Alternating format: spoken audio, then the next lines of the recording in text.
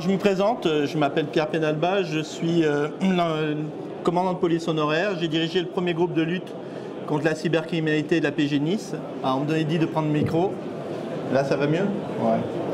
Alors j'ai dirigé le premier groupe de lutte contre la cybercriminalité au sein de la police en France depuis les années 2000.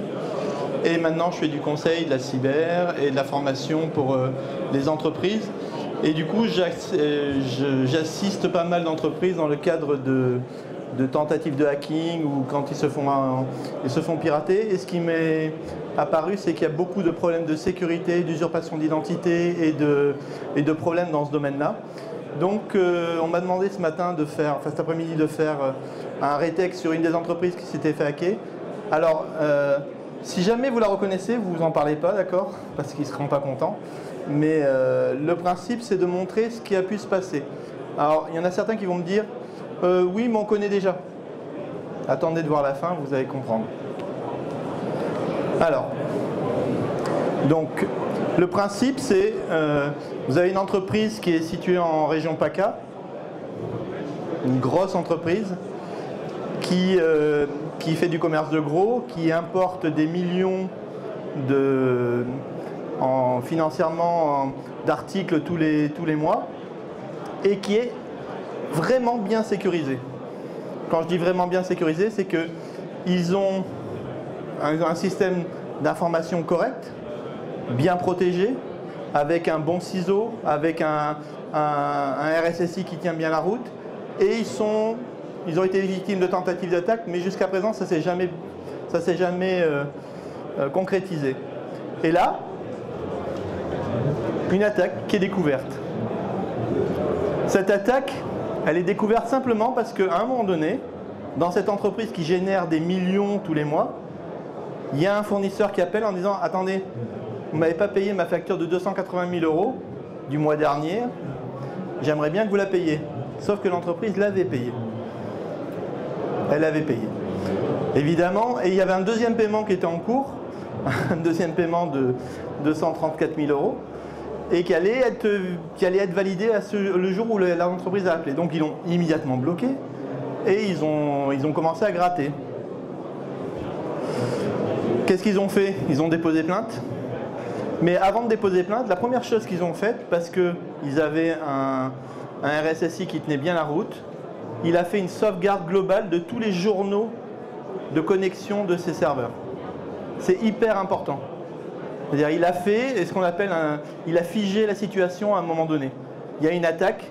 La première chose qu'on doit faire, c'est pas de débrancher les machines, c'est figer la situation. C'est je récupère tous les journaux de log et je les mets de côté. Donc il a récupéré tous les journaux de log, il les a sauvegardés, parce qu'ils n'avaient pas de puits de log, mais il a sauvegardé tous les journaux de log et ils sont allés déposer plainte à la police judiciaire. Et en même temps, l'entreprise a décidé de comprendre ce qui se passait. Parce que un paiement de 280 000 € qui est passé comme ça, d'une façon tout à fait naturelle, sans qu'il y ait aucune alerte de déclencher, ça paraissait un peu étrange. Donc ils ont décidé d'engager quelqu'un pour essayer de travailler. La mission de l'expert, c'était établir la chronologie des faits. C'est très important surtout dans le cadre des paiements frauduleux. C'est hyper important. Donc ma mission à l'époque, c'était d'essayer d'établir ce qui s'était passé, comment ça s'était passé. Étude des journaux de log, étude des copies disques, reconstitution des relais des événements, mais aussi les témoignages humains dans l'entreprise, ce qui est hyper important. Le principe de ma mission, c'était aussi de découvrir comment ils étaient rentrés, s'il y avait un accès. Donc un expert dans ce domaine-là, la première chose qu'il va faire, c'est analyser en détail tout le système pour essayer de comprendre, tracer l'attaque et vérifier tout. Ça prend beaucoup de temps. Après, on lui demande de faire une cartographie de dommages, de l'analyse des failles, identification des points d'entrée. Hein, c'est les missions habituelles des experts. Et après, un petit coup d'œil à notre ami Guillaume, avec la remédiation qui doit être faite. Moi, je suis très ANSSI.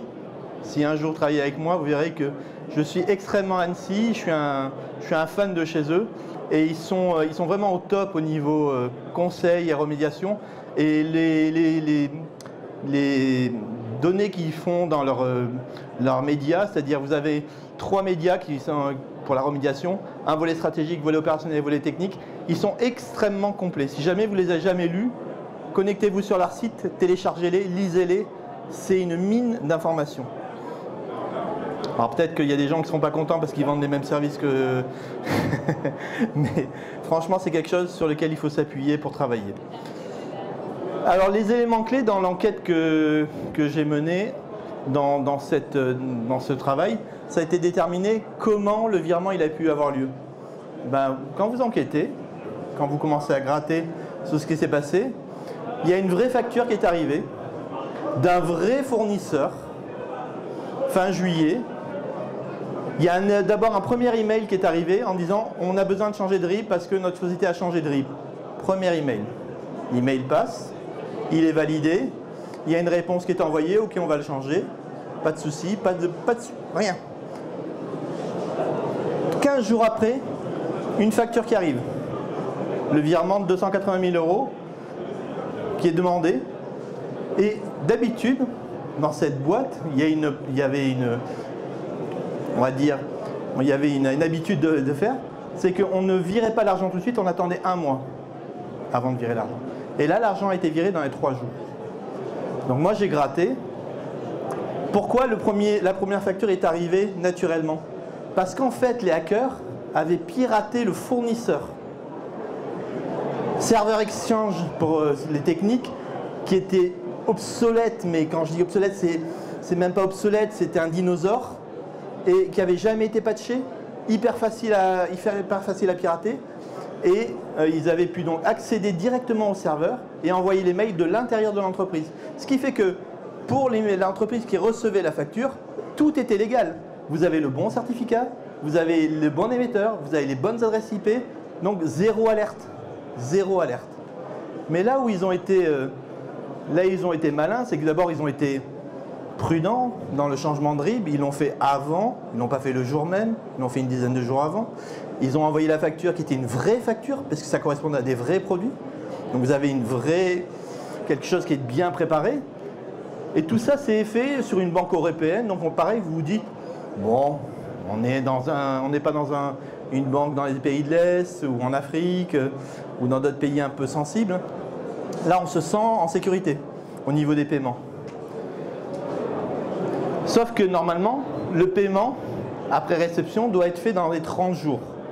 Et là, quelqu'un en interne, quelqu'un de la boîte en interne, a validé le paiement. Alors, je ne donnerai pas le nom de la personne, mais c'est quelqu'un qui appartenait au staff de direction. Ok ? Donc, si vous êtes dans une boîte, dans la comptabilité de la boîte, vous avez l'habitude de payer à 30 jours, mais que votre directeur adjoint vous appelle, on vous envoie un mail en disant « On a un marché super intéressant avec cette boîte, il faut les payer tout de suite, comme ça ils seront bien avec nous. » Eh bien, qu'est-ce que vous faites? Vous ne respectez pas le délai de 30 jours et vous faites le paiement. Et c'est ce qui s'est passé. Le problème, c'est que quand moi j'ai eu cette information-là, on a cherché dans les traces sur le serveur, il n'y avait plus rien. Tout avait été effacé. Et quand on s'est connecté sur le compte du directeur adjoint, il n'y avait aucune trace de ces fameux mails. Aucune. Rien. Aucune trace. Donc là, heureusement, je me suis aperçu d'une chose, c'est que la machine de ce fameux directeur adjoint, elle avait été compromise. C'est-à-dire que dans l'entreprise qui est super sécurisée, le device qui était utilisé par une des personnes les plus importantes de la boîte avait été compromis. Et il n'avait pas été compromis n'importe comment. Il avait été compromis par le directeur lui-même. Et pourquoi? Est-ce que vous imaginez pourquoi comment il a pu compromettre son device? Non. C'est un moyen, mais pourquoi il a pris un risque? Pourquoi il a fait ça, d'après vous? Voir la facture et valider la facture. Son but, c'était de valider la facture. Enfin, c'est ce qui apparaissait.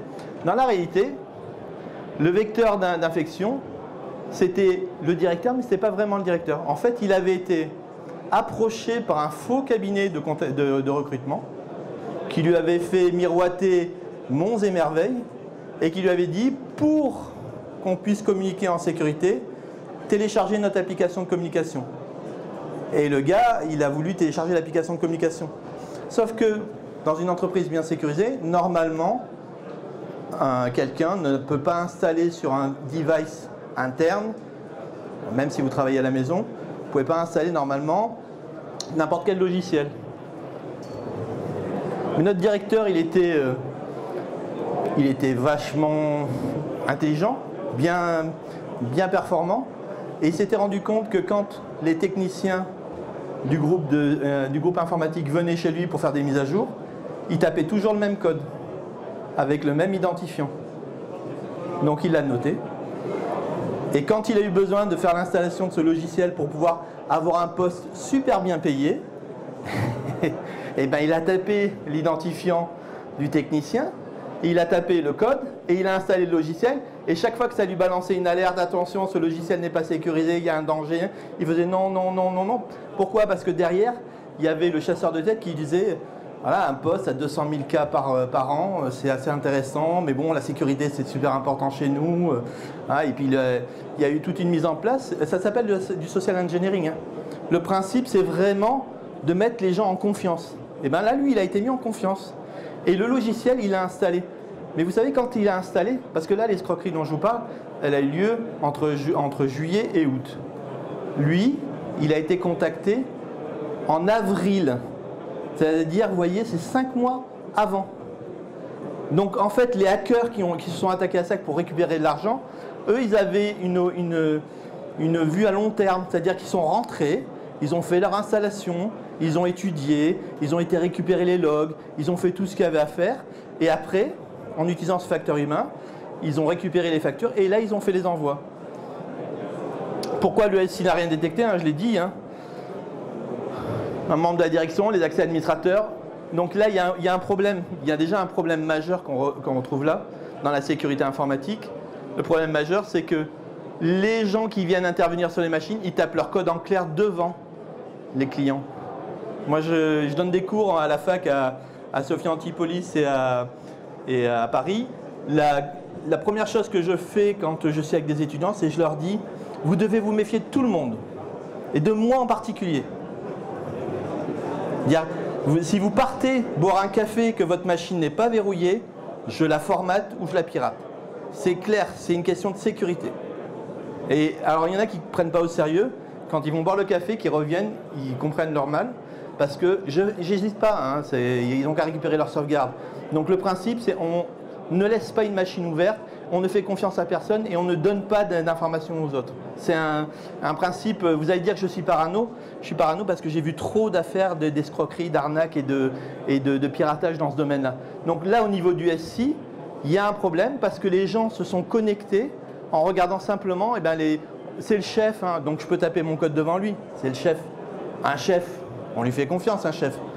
Mais un chef, s'il y en a qui ont des chefs un peu spéciaux, et ils comprendront ce que je veux dire, il y en a qui ne sont pas très affûtés sur la cybersécurité, voire légèrement, je ne vais pas dire le terme.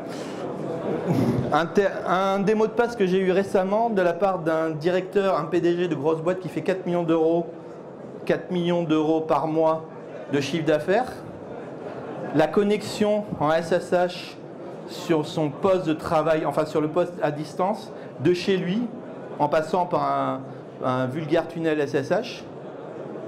C'était quoi le mot de passe qu'il avait d'après vous? AZERTY.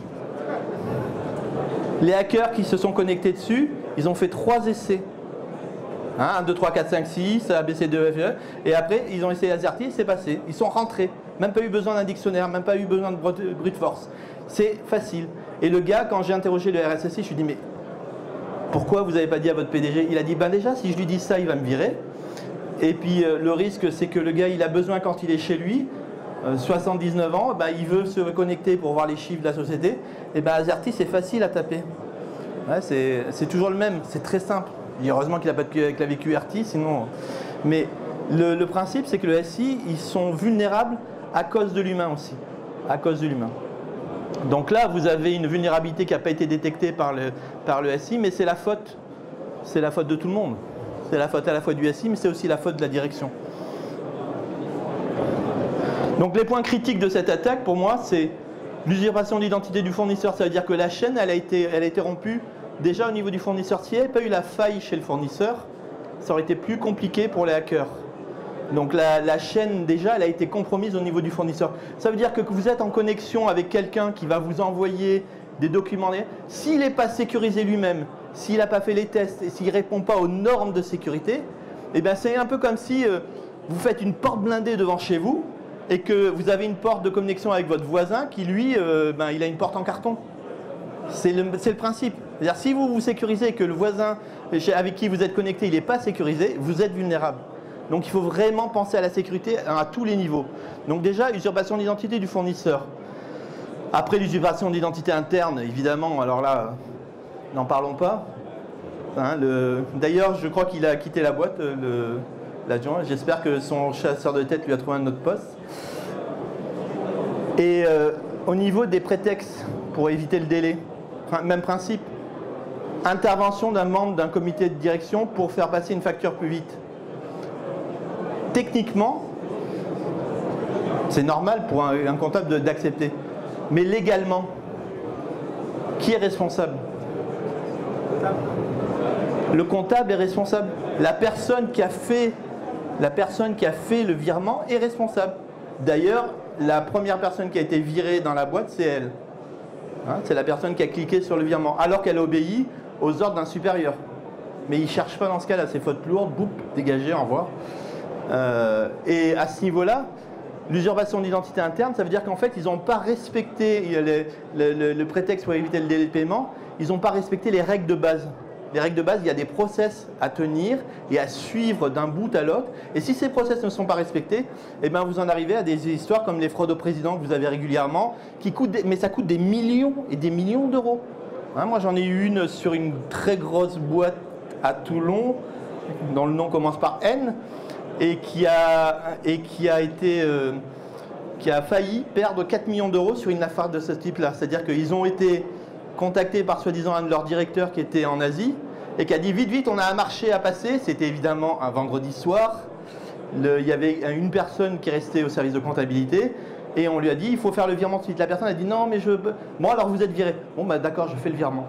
Parce que si je ne fais pas le virement, je vais être viré. Mais est-ce que... Et la personne, en plus, elle avait une vision. C'est-à-dire qu'elle voyait son responsable, son chef. Avec les IA, maintenant, c'est hyper simple à faire. Et donc, elle a vu son chef lui dire, si tu ne me fais pas le virement, je te vire. Elle a fait le virement. Heureusement, il y a un des responsables qui avait suivi une formation avec nous,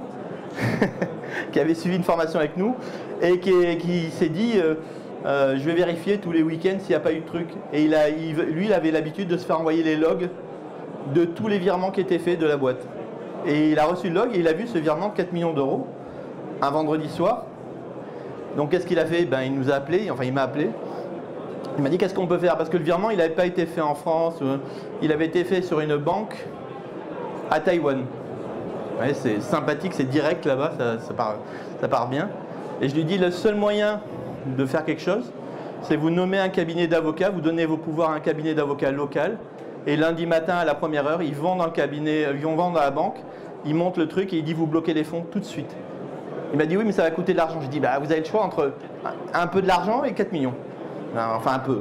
Je ne sais pas comment ils ont payé le cabinet, mais c'est ça entre 4 millions. Et ils l'ont fait et ils ont récupéré leur argent parce qu'il a été bloqué tout de suite. Mais pourquoi?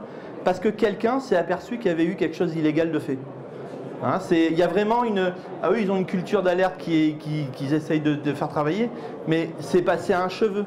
C'est vraiment passé à un cheveu. Donc c'est super important. Et après, dans le dernier point qui est important pour moi, c'est la dissimulation des traces. Les hackers, c'est pas comme dans les films, ils laissent pas des traces partout.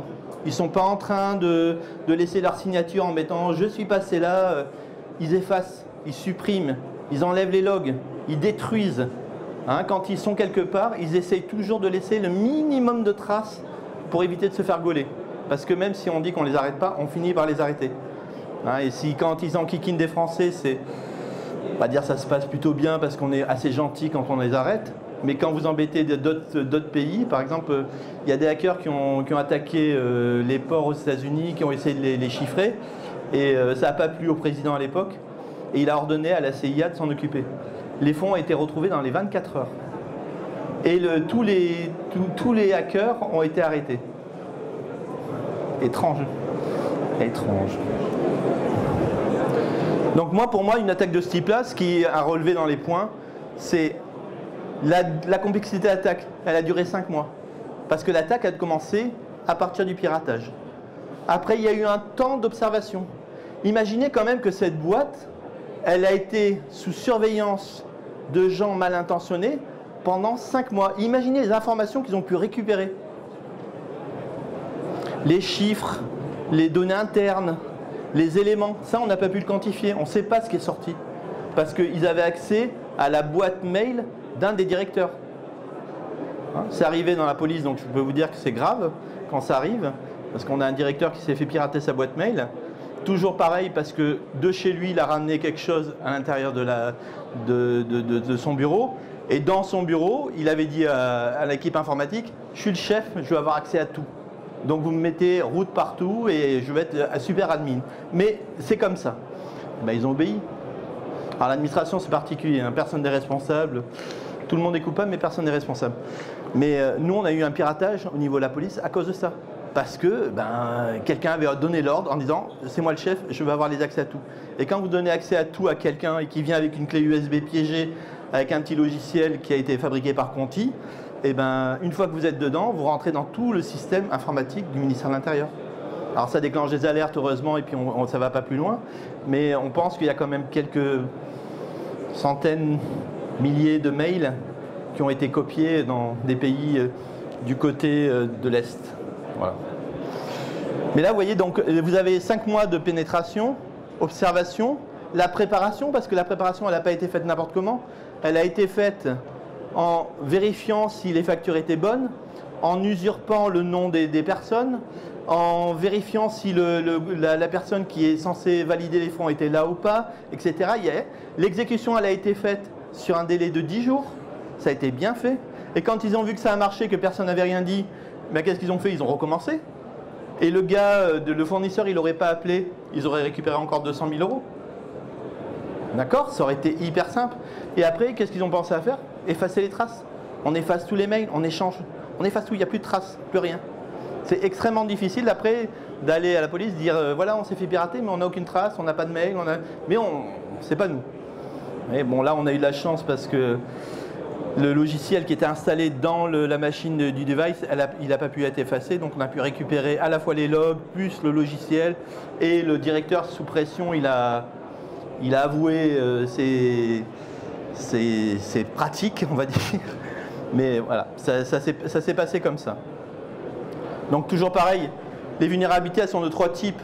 Le facteur humain, pour moi c'est le primordial dans le cas présent, l'infrastructure chez le fournisseur et le compte compromis lié au process humain et le process de vérification.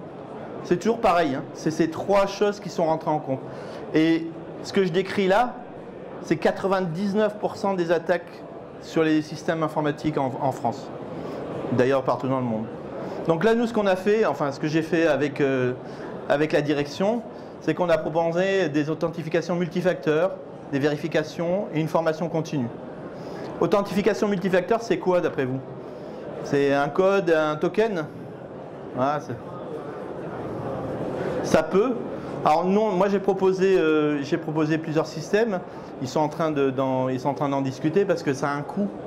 Et le problème du coût que ça représente, c'est toujours à mettre en balance avec ce que ça va vous rapporter. Vous avez un coût. Par exemple, j'avais proposé une des solutions d'un des exposants là, qui était là, à Valmido, des cartes avec l'empreinte digitale qui est dedans. Donc vous mettez votre empreinte digitale et là vous validez vous-même le truc. Mais dans le cas présent, le directeur il aurait mis son empreinte digitale, il l'aurait validé. Mais par contre là on n'avait plus de problème technique, c'était uniquement humain. On était dans l'humain et dans le non-respect des règles. Donc on était vraiment dans le même principe. Mais il faut faire ça. Il faut ajouter cette couche de sécurité. On ne peut pas se contenter des mots de passe simplement et juste de l'authentification. Alors il y en a qui me parlent des téléphones. Il faut avoir un token physique. Et si le token physique en plus il a une empreinte digitale et s'il est indépendant, pitié, pas par les téléphones, s'il est indépendant, c'est beaucoup mieux. Hein, les gens qui me disent c'est bien par téléphone parce qu'on a aussi une vérification physique, un téléphone se pirate, il se clone.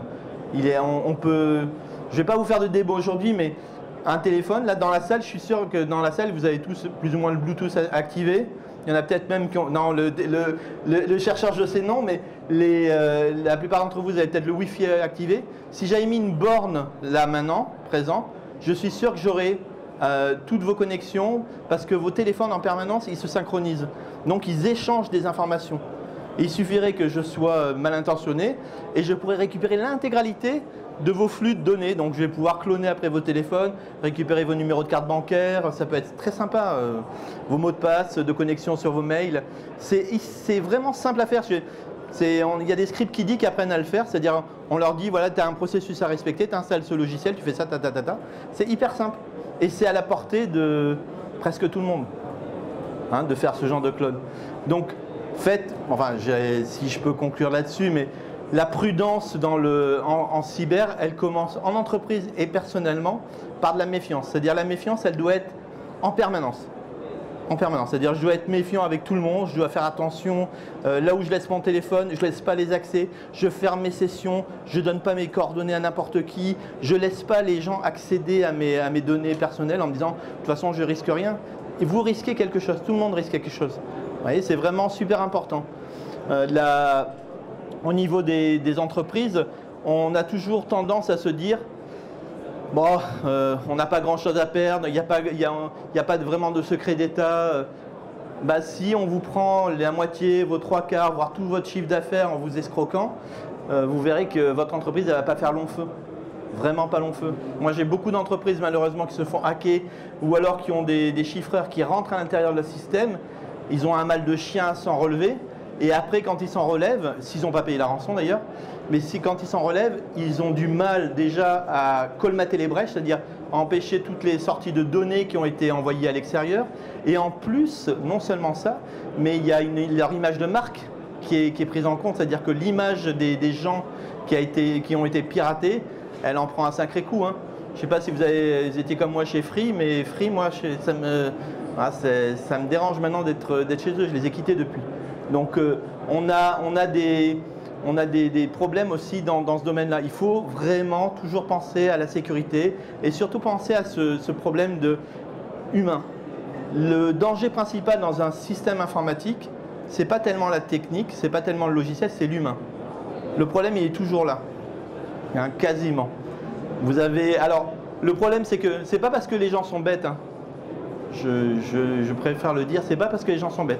Les gens peuvent être très intelligents. Mais les hackers, les gens qui font ces choses-là, sont extrêmement intelligents. Pourquoi? Parce qu'ils sont motivés uniquement par le fric. Parce que quand ils vont arriver à vous faire chanter, à voler vos données, à faire... Vous savez, il y a eu un piratage de LinkedIn il n'y a pas très longtemps. Et après, il y a eu un piratage des données bancaires. Et après, il y a eu un piratage des données hospitalières.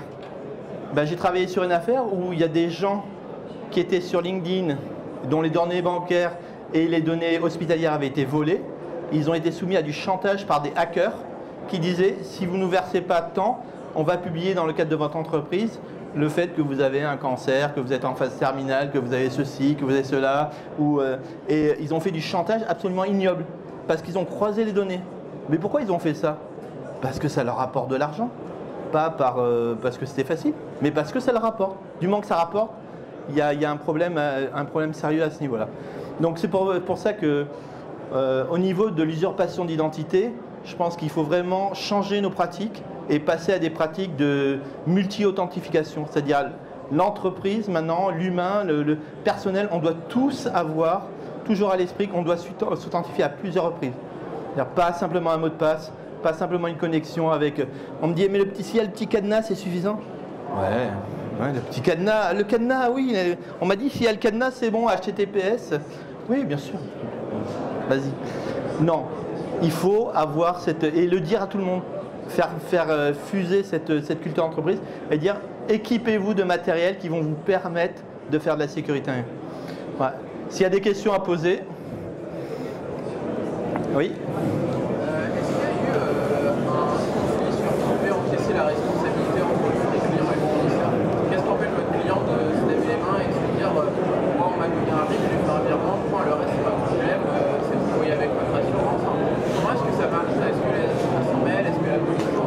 Alors les assurances s'en mêlent quand c'est franco-français, voire franco-européen, mais quand c'est international, il n'y a pas d'assurance.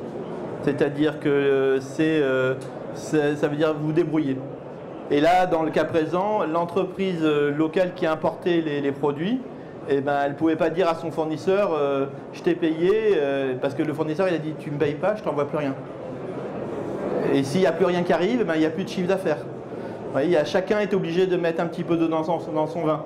Mais l'entreprise qui fournissait les matériels, enfin on va dire la nourriture qui avait été livrée, elle a refusé de reconnaître sa responsabilité, c'est-à-dire qu'eux, ils ont dit « notre système, il marche très bien ».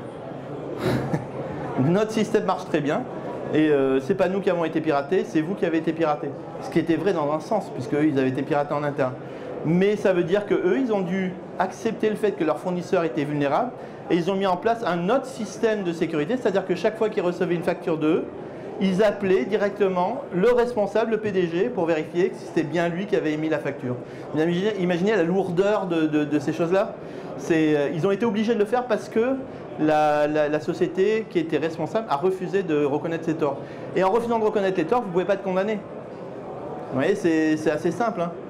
Vous avez des entreprises de services, par exemple, de services à qui ça arrive fréquemment. C'est arrivé dans une entreprise qui faisait de la signature sécurisée. Ils ont été piratés et en fait ils ont accusé la société qui fournissait le service d'avoir été piratée. Et moi, quand on m'a demandé de regarder, j'ai jeté un œil dans le darknet et la première chose qui apparaissait quand on tapait les deux noms de société, la société le fournisseur de service, il n'y avait rien. Par contre, celui qui était le client, il y avait les connexions en SSH avec l'admin et l'identifiant du directeur d'opération dans le darknet qui était gratuitement à disposition. Vous vous dites à ce niveau-là, il y a une petite responsabilité. Et bien ils ont dit non, on n'est pas responsable, on ne payera pas. Vous voyez ? Et le problème, c'est quand vous êtes, avec des fournisseurs ou des clients, c'est difficile de leur dire prenez vos billes, payez-nous ou alors on arrête. Hein, les entreprises ne sont pas en position de force. Quand vous êtes en position de force, vous pouvez, mais ça arrive rarement. Oui ? Hein ? Par rapport à l'aspect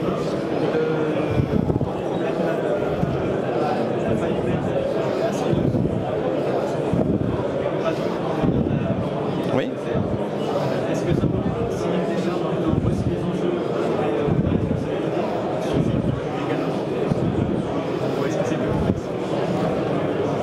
Techniquement, ça suffit. C'est-à-dire qu'un employé l'employé elle aurait répondu c'est pas légal ce que vous me demandez de faire. Elle aurait dit par exemple envoyez-moi un mail. D'un certain côté, elle aurait pu contester son licenciement au prud'homme. Elle aurait pu dire voilà, mon patron il m'a obligé à dire que c'était pas les règles qu'il fallait respecter. Et elle aurait pu être un peu plus couverte. Là, elle a répondu directement, donc du coup elle n'a pas cette couverture. Après, il faut savoir que dans ces escroqueries-là, il y a énormément de chantage. Quand les gens se font passer par exemple pour un PDG, ils vont vous menacer de licenciement. Mais vraiment, clairement, ça va être une pression énorme, 3-4 coups de fil. Hein, vous allez avoir la personne, votre patron que vous voyez tous les jours apparaître en face de vous en visio, qui va vous dire je vais te virer, je vais te virer. La pression, ils savent la mettre. Hein. Pourquoi ? Parce que au bout, il y a énormément d'argent à faire. Et je vais être honnête, il y a très peu d'enquêtes à ce niveau-là qui permettent de retrouver les auteurs et les fonds. Hein, on a très peu de collaboration avec les pays où les fonds arrivent. Alors on arrête de temps en temps des gens qui ont fait des virements, des choses comme ça. En particulier, on a démonté un système qui était en Israël avec des gens parce qu'il n'y avait pas d'extradition ni de coopération avec eux. Maintenant, ça marche un petit peu, mais c'est vraiment anecdotique par rapport à la quantité. Voilà. Il y a plein d'entreprises qui se font avoir et qui disent rien. Parce que, un, on va parler d'eux dans la presse, ça va pas être bon. Et deux, il vaut mieux mettre ça sous le tapis et puis essayer de survivre autrement. Bon voilà, je vous remercie parce que j'ai peur qu'on déborde un peu trop là. Si vous avez des questions, vous pouvez me contacter. J'ai un LinkedIn, je suis facile à trouver. Et je râle pas mal sur mon LinkedIn, je fais des posts assez désagréables pour pas mal de gens. Donc vous verrez. Mais voilà. Et, bon, en tout cas, si vous pouvez retenir une chose, soyez parano. Voilà, soyez parano et mettez en place des solutions multifacteurs, d'authentification, n'hésitez pas. Et moi j'ai parlé d'une pépite, il y en a une autre que j'aime bien aussi, que j'ai vue ici, qui s'appelle Chimère. L'avantage de Chimère, c'est, je ne fais pas de la pub, mais c'est parce que c'est un coup de cœur que j'ai eu, c'est qu'il vous transforme votre boîte en sous-marin, c'est-à-dire que la boîte elle est plus accessible aux attaques de hackers. Moi j'apprends à mes étudiants à faire du hacking parce que on fait un module de hacking, hacking éthique, mais on a voulu installer un de leurs systèmes chez nous et faire du hacking éthique dessus. Sauf que vous ne pouvez pas faire du hacking sur quelque chose que vous ne voyez pas. Et leur système, il est vachement bien parce que, en fait, l'entreprise disparaît des accès normaux et vous ne la voyez plus, elle est invisible. C'est une sorte de sous-marin. Donc, comme c'est une pépite française, je suis assez franco-français. Et si jamais vous avez des envies de cacher votre entreprise des hackers, cette boîte-là et puis la boîte qui sert pour les cartes d'identité digitale, enfin avec les empreintes digitales dedans, c'est vraiment des top niveaux au niveau de la sécurité. Après, il y a plein d'autres boîtes, hein. Moi, je parle de ce que je connais, de ce que j'ai testé, de ce que j'ai vu. Mais vraiment, pensez à ça. L'utilisation de ces moyens est indispensable maintenant pour vous sécuriser.